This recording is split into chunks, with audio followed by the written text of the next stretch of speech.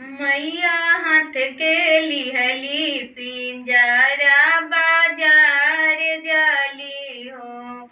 मैया हाथ के लिहली पिंजरा बाजार जाली हो। जहाँ देखली सेवा कावा के टूटली मोड़ैया। जहाँ देखली सेवा कावा के टूटली मोड़ैया।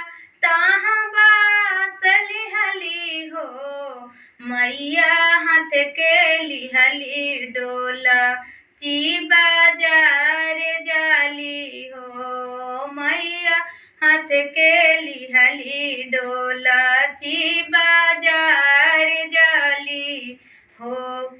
जहाँ देखली सेवा कावा के दुखवा